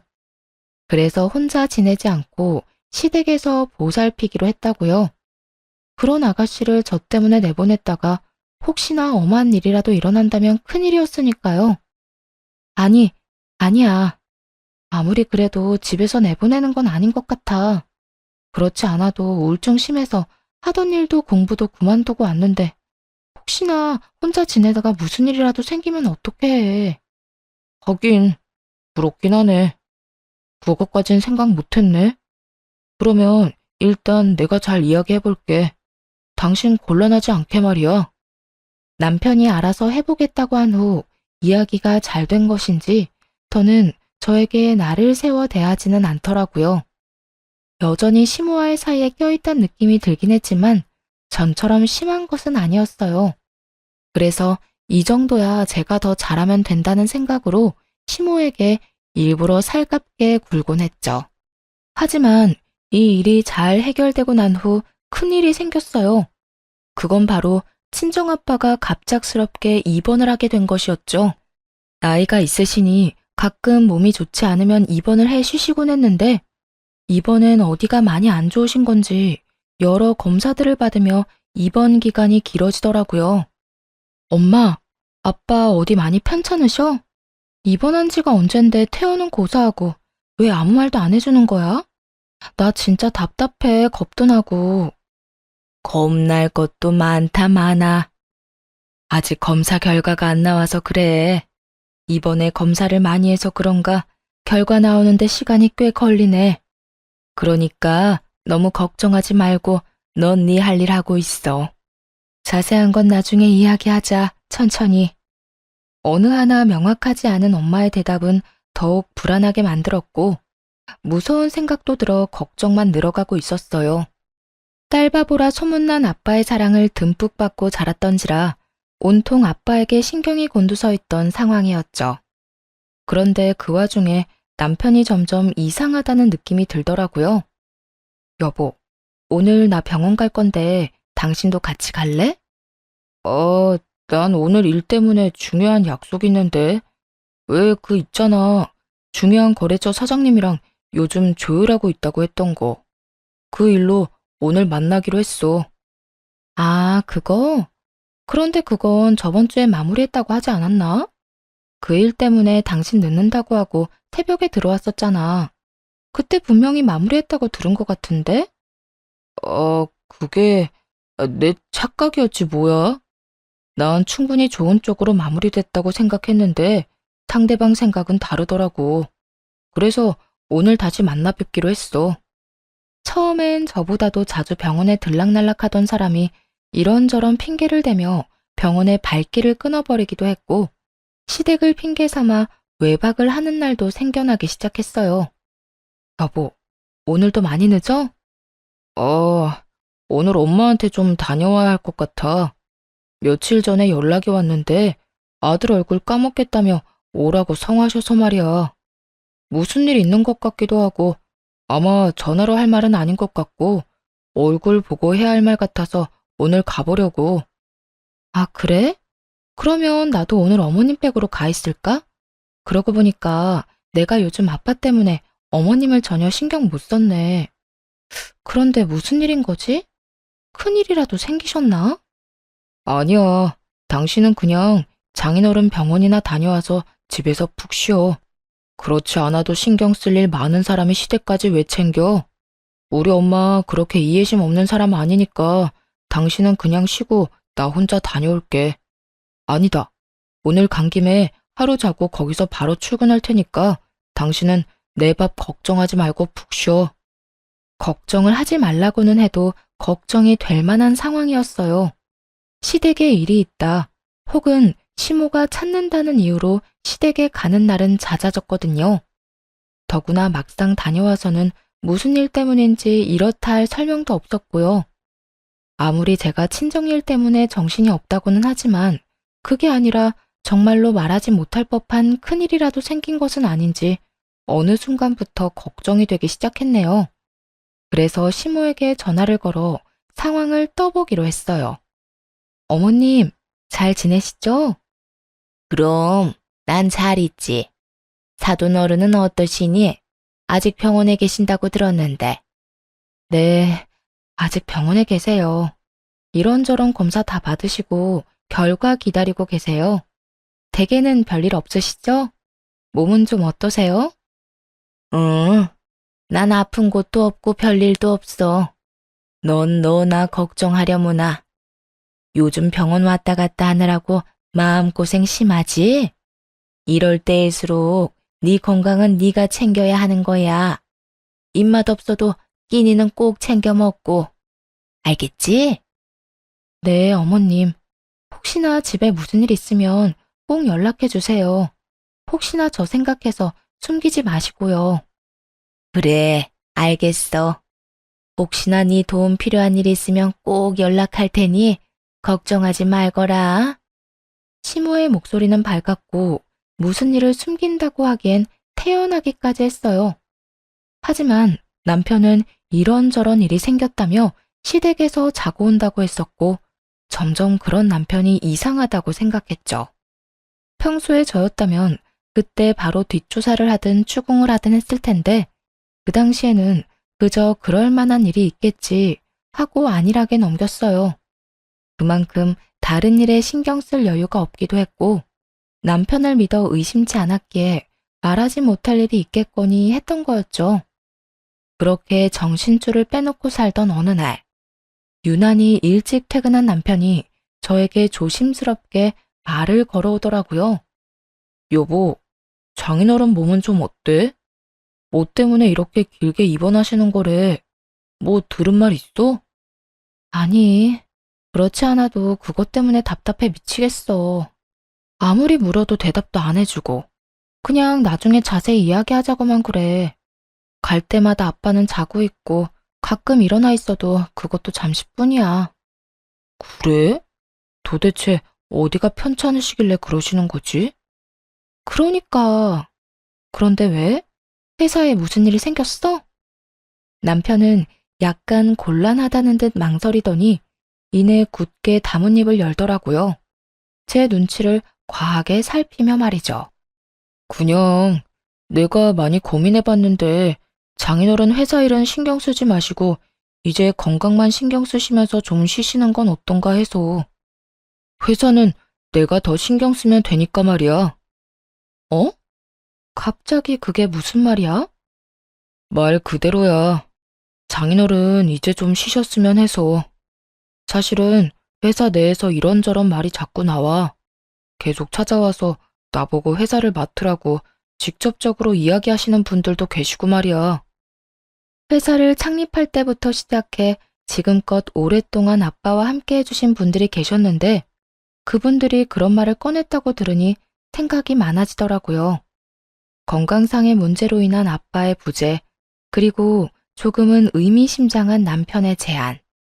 좀 더 남편의 마음을 자세히 알기 위해 이것저것 남편에게 묻기 시작했죠. 그런 말까지 당신한테 한단 말이야? 나한텐 아무 연락도 없으셔서 전혀 몰랐는데. 당신한텐 아무래도 말하기가 그랬겠지. 나한텐 예전부터 그런 식으로 말씀하시곤 하셨어. 처음엔 내가 그럴 만한 그릇도 되지 않는데 왜 그러시나 싶기도 했어. 그런데 장인어른 입원 기간이 길어지니까 그런 말이 귀에 들어오기 시작하더라고. 회사를 함께 일으키신 분들이 찾아오셔서 그런 말씀을 계속 하시니까 몸둘 바를 모르겠으면서도 한편으론 잘할 수 있다는 용기도 생기고 말이야. 당신도 잘 알잖아. 나 당신이랑 결혼하고 얼마나 열심히 회사를 위해 살았는지. 그러니까 당신이 장인어른께 잘 좀 이야기해주면 안 될까? 장황하게 설명하긴 했지만 결론은 아빠 회사를 물려달라 이거더라고요.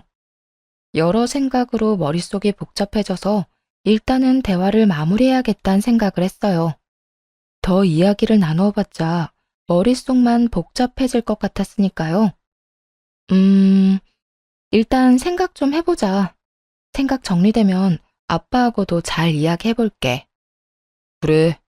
나도 다시 한번 내가 잘 이끌 수 있을지 생각해보고 내 자신을 돌이켜볼게. 한 가지 약속할 수 있는 건 날 믿고 맡겨주신다면 그 누구보다 열심히 할 수 있다는 거야. 남편의 말을 듣고 난 후 며칠에 걸쳐 여러 생각들을 했어요.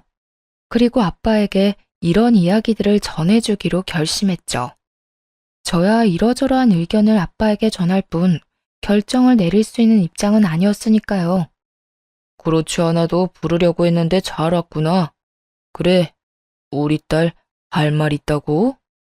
그게 아빠, 회사 내에서 이런저런 이야기들이 나오기 시작하나 봐요. 아무래도 아빠 건강 문제도 있고 박서방한테 회사를 물려주고 아빠는 이제 좀 쉬시는 게 어떤가 하는 말이요. 저도 이런저런 생각을 많이 해봤는데 아빠 생각은 어떤지 궁금해서요. 그래? 그렇지 않아도 박서방 문제로 상의할 것이 있어서 부르려고 했는데 통한 것 같네, 딸. 그날 아빠와 전 여러 이야기들을 나누었고 아빠는 변호사와 남편을 불러 유언장을 쓰기 시작했어요.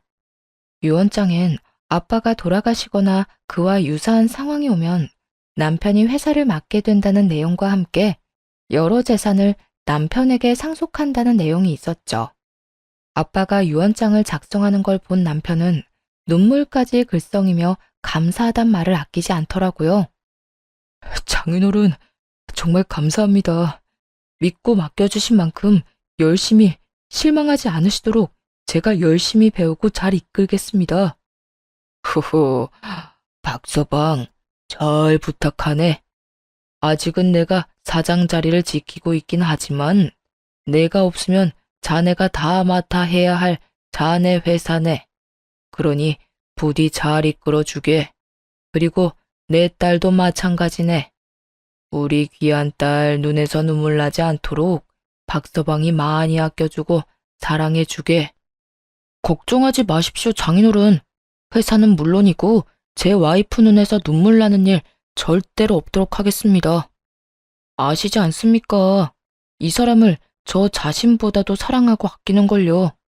그러니까 다른 걱정은 하지 마시고 건강 하나만 신경 쓰시면서 지내주세요. 그래, 여러모로 자네를 믿어보겠네. 훗날 무슨 일이 일어나는지를 모른다면 참 아름다운 장면이었죠. 눈물을 글썽이며 아빠의 손을 잡은 남편과 그런 남편의 손을 두 손으로 감싸주고선 바라보는 아빠. 정말 드라마에서 보던 장면 아닌가요? 하지만 이런 드라마 같은 상황은 찰나와도 같았어요. 유언장을 쓰고 얼마 지나지 않아 엄마에게서 연락이 왔으니까요. 그 연락을 받은 건 다름 아닌 남편이었어요. 네, 장모님. 이렇게 일찍 무슨 일 있으세요? 박서방, 아무래도 마음의 준비를 하는 것이 좋을 것 같아서 전화했어. 그게 무슨 말씀이세요? 말 그대로야. 바깥 양반 얼마 못 버틸 것 같아. 갑자기 상태가 급격하게 나빠지기 시작하더니 지금은 의식이 없어. 병원에서 마음의 준비를 하는 게 좋다고 하더라고. 어떻게 이렇게나 갑자기... 장모님은 좀 괜찮으세요? 나보다 우리 딸이 걱정이네. 자네가 말 좀 잘해줘. 잘 위로해주고 말이야. 딸 목소리 들으면 말이 안 나올 것 같아 자네한테 연락했네. 네, 장모님. 걱정하지 마세요. 제가 잘 이야기하고 챙길게요. 마음 잘 추스르고 계세요. 제가 시간 내서 병원으로 갈게요. 그 연락을 시작으로 저의 일상을 비롯해 모든 것이 다르게 흘러가기 시작했어요. 남편은 점점 변해가더라고요. 하루가 멀다고 제 집처럼 오가던 병원은 발길을 끊어버렸고 상냥한 말투는 온데간데 없이 사라졌네요. 여보, 요즘 당신 좀 변한 것 같아. 무슨 일 있어?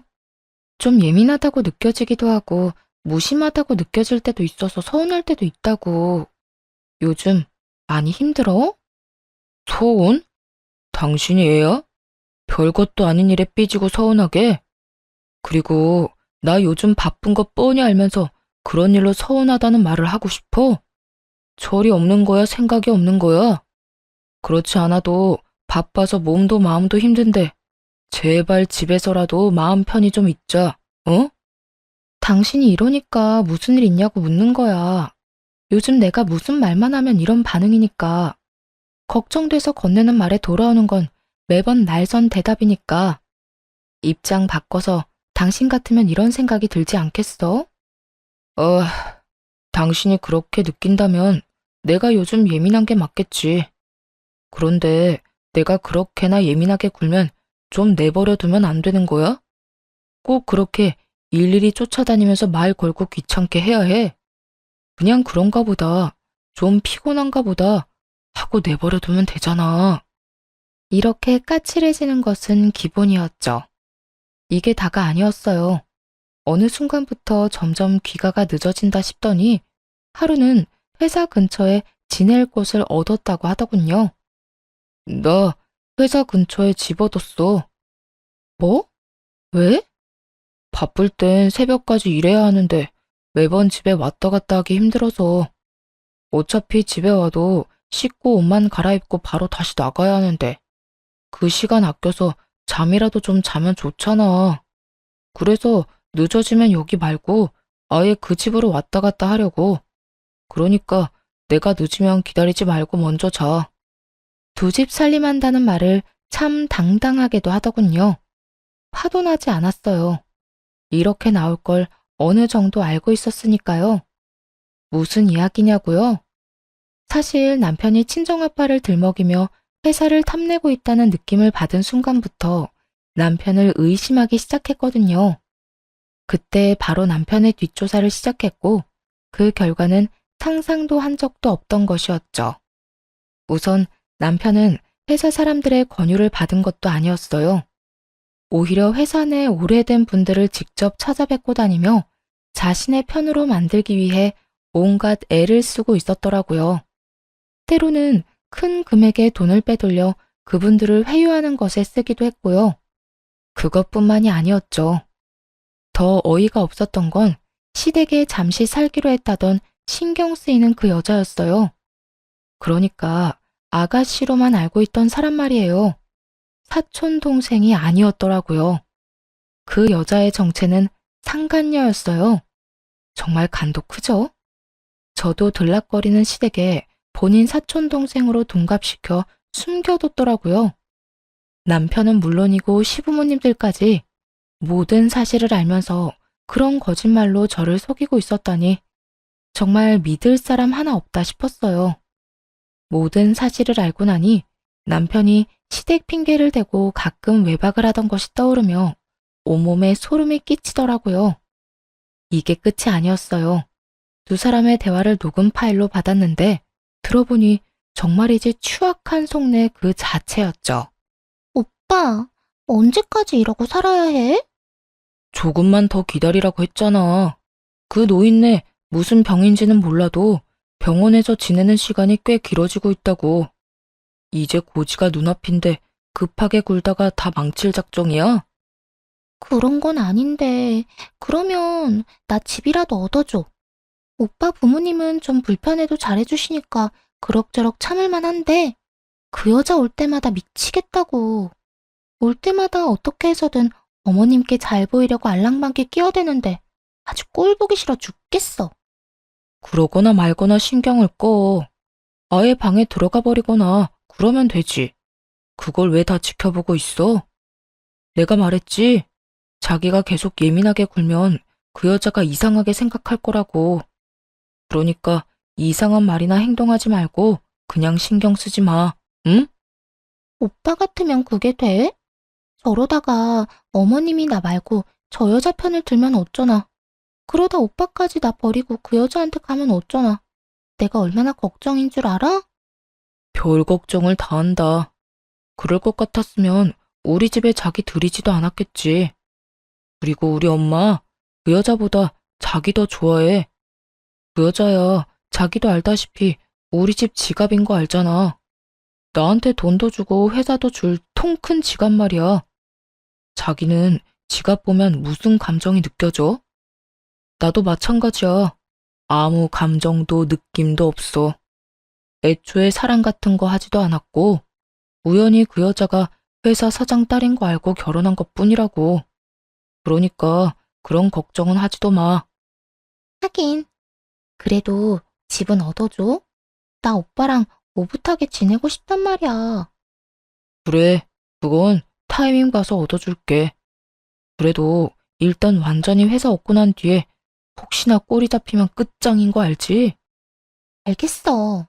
그때까진 기다리도록 해볼게. 그러니까 이렇게 밖에서 둘만 만나자고 조르는 것도 한동안은 자제해. 정 밖에서 보고 싶으면 엄마를 데리고 오란 말이야. 다 된 밥에 코 빠뜨리지 말자, 우리. 저와 저희 집을 지갑이라고 칭하며 어떻게 해서든 하나라도 더 받아가려고 안달이 났더군요. 자기들 딴엔 치밀한 계획이라고 생각하는 것 같았는데 이렇게 하루아침에 모두 들켜버렸다는 걸 알면 과연 어떤 표정을 지을지 그것 참 궁금하더라고요. 모든 사실을 알고 난 후 이혼은 당연한 수순이었지만 그래도 망설여지는 건 어쩔 수 없더라고요. 그 당시 아빠가 계속해서 병원에 계셨으니까요. 건강한 상태에서 들어도 충격적인 내용인데 입원한 상태의 아빠에게 말을 꺼내려고 하니 차마 입이 떨어지지 않았죠. 그렇게 이러지도 저러지도 못하며 시간만 보내던 어느 날, 엄마에게 연락을 받았어요. 그렇지 않아도 마침 이 모든 것을 말씀드리기로 결심이 섰던 터였죠. 아빠, 그리고 할 말이 있는데요. 사실은 박서방 다른 여자 있어요. 우울증이 심해서 시댁에 와 있다던 박서방 사촌동생, 사실은 상간녀였더라고요. 물론 시댁에서도 이걸 다 숨기고 모른 척 했던 거고요. 그리고 아빠 회사를 노리고 있는 것 같아요. 조심스럽게 지금껏 알게 된 사실을 꺼내놓자 아빠는 복잡한 표정을 지으며 한숨을 쉬시더라고요. 아, 너도 결국엔 알게 됐구나. 오늘 내가 보자고 한 것도 이것 때문이었다. 이번에 입원이 길어진 이유는 박서방을 지켜보기 위함이었어. 일도 열심히 하는 것 같고 열심히 하는 것만큼 결과도 늘 좋아서 좀 더 힘 있는 자리로 옮겨줬다가 회사를 물려줘도 될까 고민을 하고 있었단다. 그런데 아무래도 찝찝한 기분이 가시지 않더구나. 그래서 일부러 입원을 하고 상황을 심각한 것처럼 몰고 갔지. 이런 상황이 되면 박서방의 진짜 모습이 나올 것 같아서 말이야. 그리고 혹시나 하는 마음에 나 역시 뒷조사를 해봤단다. 그러면 아빠, 아픈 게 아니었어요? 그래, 이 아빠 아주 튼튼해. 그냥 회사 물려주기 전에 확실히 해두고 싶었던 것뿐이야. 여러모로 말이다. 그래서 넌 앞으로 어떻게 할 거니? 아빠 엄마는 네 뜻에 따라가려고 한단다. 저는 당연히 이혼할 거예요. 이 모든 사실을 알았는데도 그런 인간이랑 더 살겠다고 하면 그건 제정신이 아닌 거죠. 그래, 우린 혹시나 해서 물어봤단다. 그러면 앞으로 어떻게 해야 할지 이야기를 좀 나눠볼까?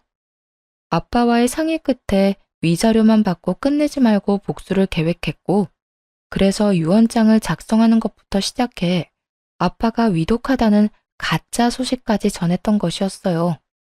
기쁨에 도취하여 있을 때 모든 걸 빼앗기로 한 것이었죠. 예상대로 남편은 하루가 다르게 변해갔고, 그런 남편의 모습을 지켜보며 저 역시 마음 정리를 빠르게 해 나가던 상태였네요.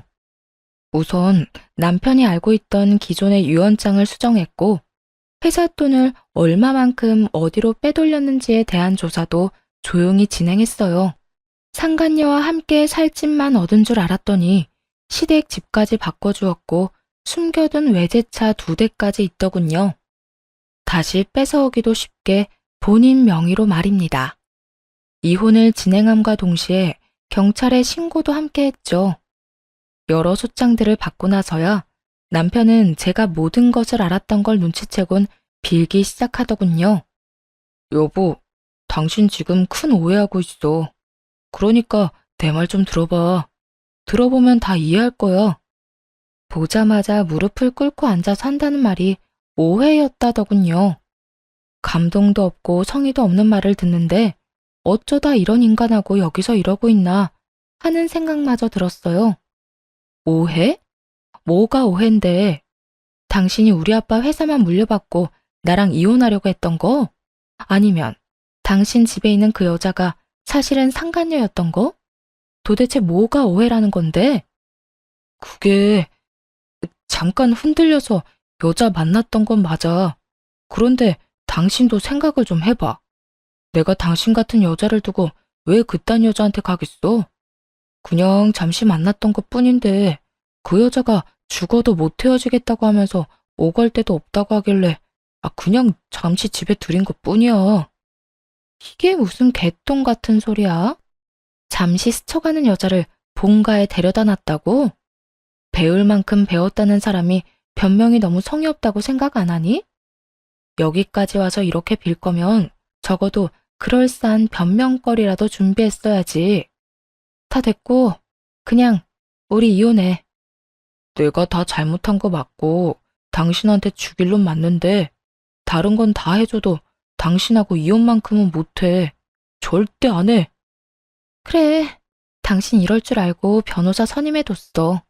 당신이 뭘 어떻게 하든 이혼은 꼭 하게 될 테니까 그런 줄 알아. 경찰 조사는 아직이지? 당신 회사 돈 야금야금 가져다 쓴 것도 다 신고했으니까 그런 줄 알고 준비 잘해둬. 그리고 당신 부모님을 비롯해서 그 여자한테도 다 소송 들어갈 테니까 그런 줄 알고. 저를 찾아와 무릎을 꿇고 앉았을 때보다 더욱 좌절한 얼굴이었어요. 그도 그럴 것이 남편놈은 앞으로 벌어지는 모든 일의 책임은 본인 혼자 짊어지면 된다고 생각했을 테니까요. 그런데 생각지도 못한 부모님과 상간녀까지 한 세트로 묶어 죗값을 치르게 하겠다고 하니 보통 당황스러운 것이 아니었겠죠. 남편은 더 처절하게 제 바짓가랑이를 붙잡고 애원하기 시작했어요. 여보, 제발 내가 조용하게 당신이 하자는 대로 빨리 이혼할 테니까 그 여자랑 부모님은 건드리지 말아주라. 응? 내가 정말 잘못했어.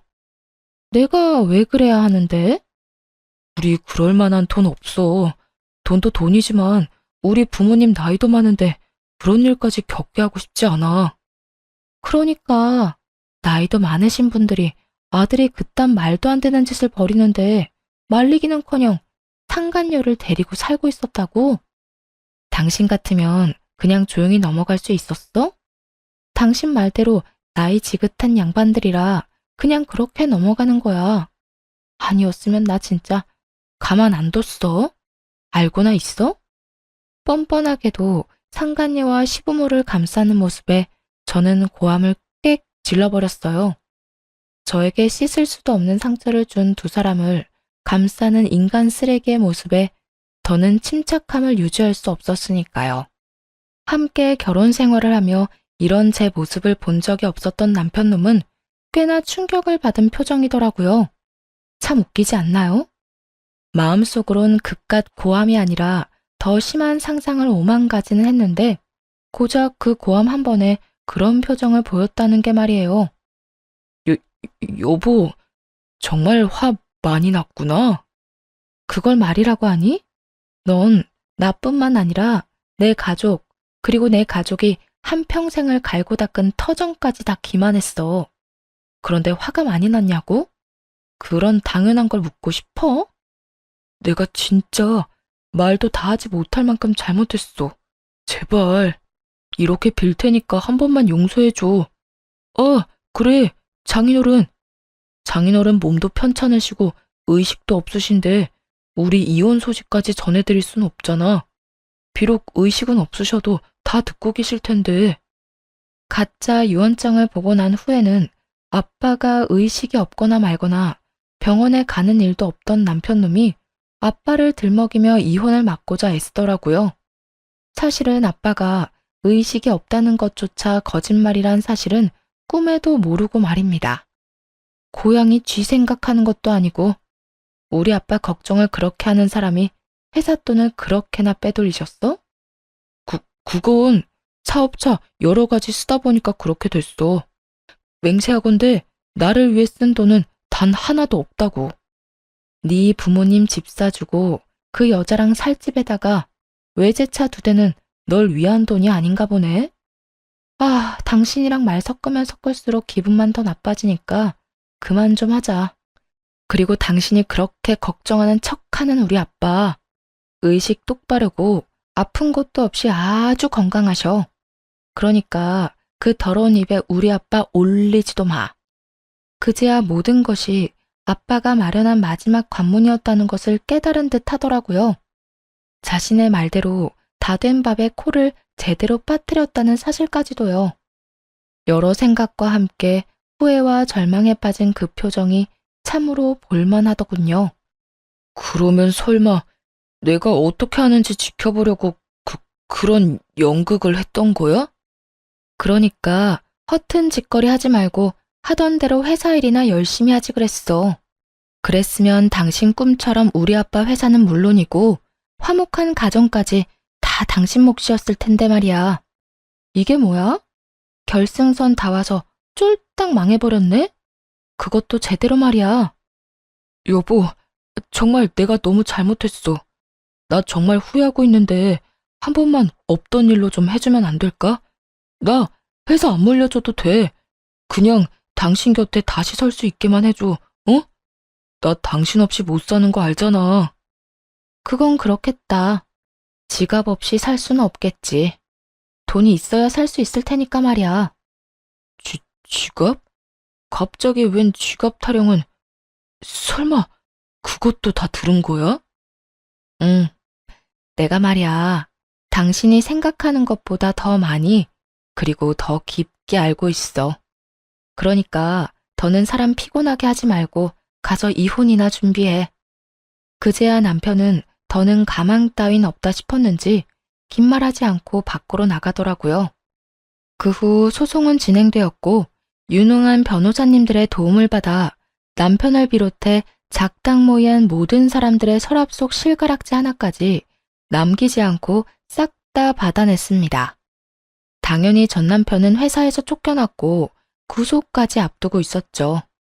워낙 증거들이 차고 넘쳐 그 누가 와도 막을 수 없는 수순이었거든요. 그렇게 이제 모든 것이 끝났다고 생각하고 있었는데 마지막까지 그 지긋지긋하고 양심도 없는 인간들이 저를 찾아오더라고요. 바로 전 시모와 상간녀 말입니다. 뻔하게도 전 남편을 용서해달라는 것이었는데 그 이유가 참 어이가 없더라고요. 저기, 아가, 내가 이렇게 용서를 비마. 나라도 정신을 차리고 우리 아들을 말렸어야 했는데, 그땐 그 애가 괜찮다고 다 알아서 한다고 하니 눈을 감게 되더구나. 이런 소리나 하려고 여기까지 찾아온 건 아닐 텐데요. 얼른 할 말하고 가주세요. 얼굴 보고 있는 것만 해도 피곤해서요. 그래. 오늘 우리가 이렇게 온 이유는 말이다. 네 남편, 아니, 내 아들 좀 용서해주면 안 되겠니? 그간의 정을 생각해서 말이야.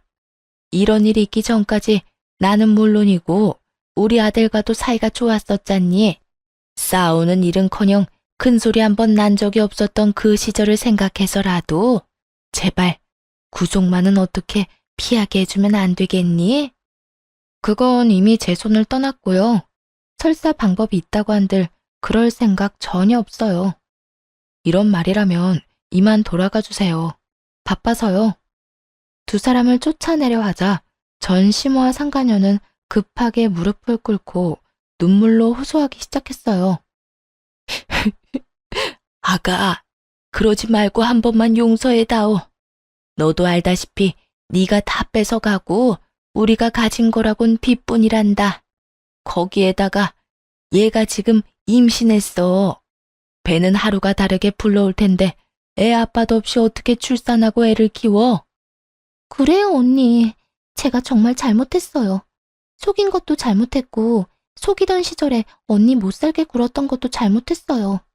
제가 다 잘못한 건 맞는데, 뱃속의 아기는 잘못이 없잖아요. 그러니까 제발 우리 아기한테서 아빠를 빼앗아가지 말아주세요. 전 시모와 상간녀는 마치 제가 아빠를 빼앗아간 모진 인간으로 몰아가는 것도 모자라 통하지도 않을 동정심까지 호소하기 시작하더군요. 임신을 들먹이며 호소하면 제가 눈이라도 깜빡할 거라 생각했던 모양이었죠. 멍청하기가 이루 말할 수가 없었죠. 야, 네가 눈물 질질 흘리면서 임신했으니 봐달라고 하면 내가 마음이라도 흔들릴 줄 알았나 본데 사람 잘못 봐도 한참을 잘못 봤어. 난 절대 그 인간 용서할 생각도 없고 네가 눈물로 동정심을 호소해도 전혀 흔들림 따윈 없어. 그러니까 내 앞에서 이딴 짓거리 할 생각도 하지 마. 난 그렇게 자비로운 사람 아니니까 말이야. 사람이 어떻게 그렇게까지 매정할 수 있어요? 우리 오빠 이대로 구속되고 그 충격으로 뱃속의 아기가 잘못되기라도 한다면 그 죄를 어떻게 다 갚으려고 이렇게까지 하냐고요. 죄? 너 지금 나한테 죄라고 했니?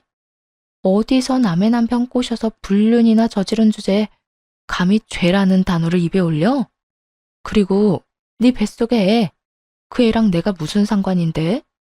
혹여나 그 애가 잘못된다고 한들 그건 내 탓이 아니라 너희들 탓이야. 그러니까 이상한 피해자 흉내내지 말고 당장 꺼져. 지금 봤으면 알다시피 내가 노인 임산부 배려할 만큼 좋은 사람이 아니라서 말이야. 이 인연이 진짜? 누군 네가 예뻐서 이러고 있는 줄 아나 본데 나도 너 싫고 짜증나거든? 그 어떤 방법으로도 마음을 돌릴 수 없다는 걸 깨달은 상간녀는 욕짓거리하며 손을 치켜 세우더군요. 전 바로 그런 상간녀의 손을 붙잡아 그대로 집 밖으로 쫓아내버렸어요. 그 모습을 본 시모 역시 저에게 화를 내며 언성을 높이기 시작하더라고요. 너 지금 홀몸도 아닌 애한테 뭐 하는 짓이야? 그러니까요. 홀몸도 아니면서 왜 여기까지 찾아와서 이딴 꼴을 당한대요? 손버릇은 또 얼마나 안 좋은지 태교해야 할 사람이. 어쨌든 난 할 말 다 했으니까 2번 다신 찾아오지도 마세요.